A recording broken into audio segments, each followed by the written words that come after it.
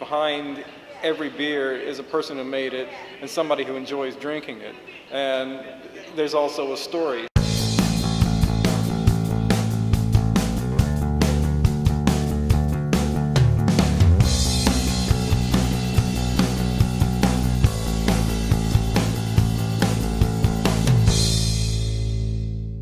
Hi, I'm Gene Muller. I'm the founder, president, and head janitor here at Flying Fish Brewing Company. Flying Fish we started brewing in August 1996. It took about 2 years to get started before that.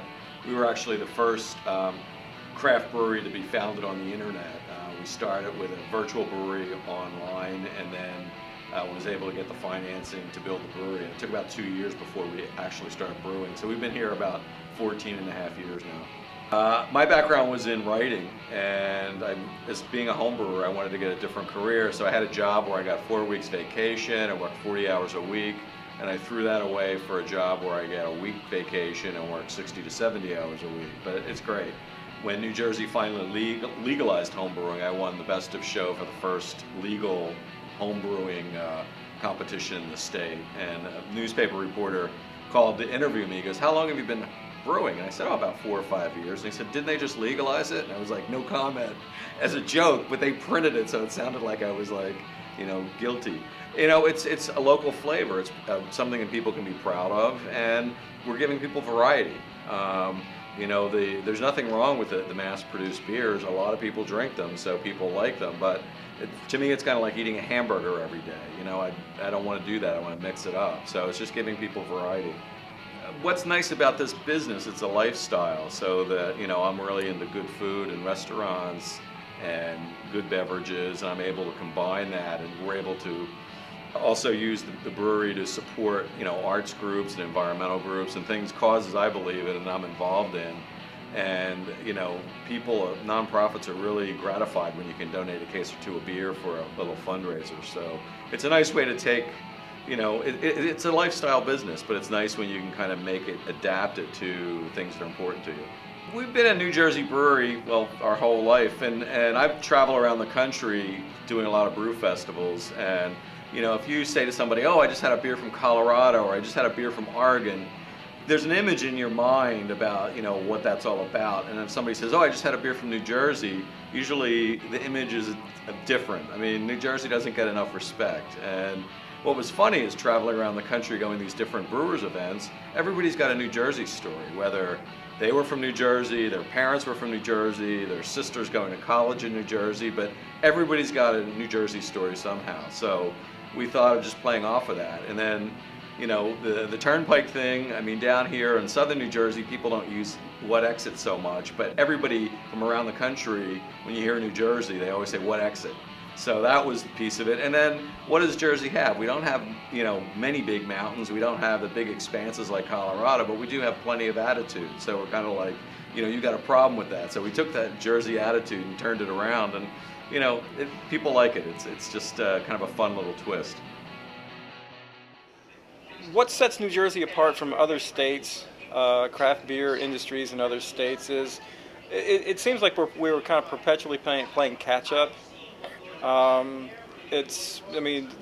big brewers like Muller, Bud, and Coors, have long been, very, very, I won't say, you can say popular, that's a fair word, because a lot of people drink those beers. A lot of people still drink those beers. And it just seemed like going back to the early days, for what's the current craft beer market, going back to like the mid-90s, craft beer was a hard sell. Not everybody was open to the idea of drinking something that was full-bodied. You could taste the hops, you could taste some of the yeast character, you could certainly taste a lot of the malt. It was different, and it wasn't something that people just, naturally, there were some people who cozied up to that pretty quick. A lot of those were home brewers. They were looking for something different. So in terms of how New Jersey's different from Delaware, New York, or Pennsylvania. Pennsylvania's a great beer scene. There's a lot of breweries in Pennsylvania. New York's a great beer scene. Delaware's got Dogfish Head. Like if you want to put a face on craft beer in Delaware, that kind of dynamic is in play. So there was a lot of catch up to happen. happily, it is happening. There's a lot more people enjoying craft beer in New Jersey, um, and they're not just aging homebrewers. There's a lot of people who are the 21s to 30 now really driving the market, and they're people who their first beer wasn't a Bud. Their first beer might have been a Flying Fish or a Ramstein or a Climax or a River Horse, something like that. My name is Tom Stevenson, and I'm the brewer here at Triumph in Princeton. And I've been doing it for 16 years now, ever since this place opened in 1995. I had been homebrewing for, 7 or 8 years when this place opened up. And I offered my services. I really enjoyed making beer. The career that I had pursued for the previous 20-some years was not going much of anywhere. And so it was kind of taking a flyer on it. I came in here and talked to the partners who were opening the business, and somehow got them to believe that I would be a good addition to the team. So yeah, I mentioned we opened in March of 1995, and did a great business from the very beginning. In 2003, the New Hope location opened, and so that's got a few years under its belt now. In 2008, I believe, Philadelphia opened, and so we're a little regional chain now, I guess. I try to coordinate with the chefs,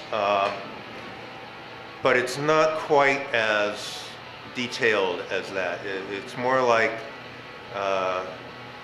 making sure that the food we put on the menu is beer friendly, that it works with our beer. And the chefs we have now are very conscious of that, and really do a good job of making sure that the beer menu and the food menu work together nicely. I still have a few things I would like to, beer styles that I would like to be able to offer that I haven't yet.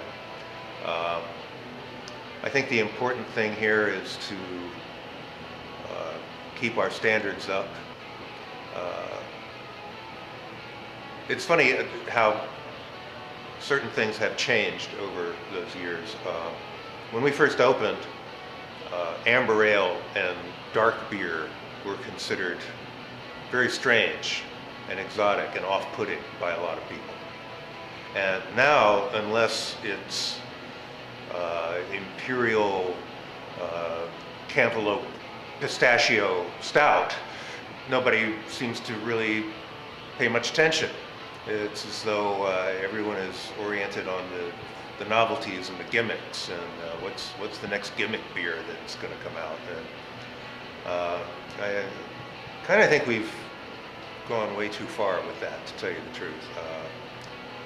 And even though at one time I was considered by people around here as sort of out of control with the creativity, now I'm seeing myself as much more conservative in that way. I think it's really important to get back to some basics and make beer that is fundamentally solid and drinkable is an adjective that has been much abused, but a lot of these, may I say, gimmick beers, not very drinkable. Once you've had an ounce or two, you've had enough, or at least I have. And I think it's important to remember that beer is something you drink by the pint. And it's important for beer to go down easy, and for the beer drinker to want more of it as the evening goes on. And we just need to focus on some real simple, basic things like that.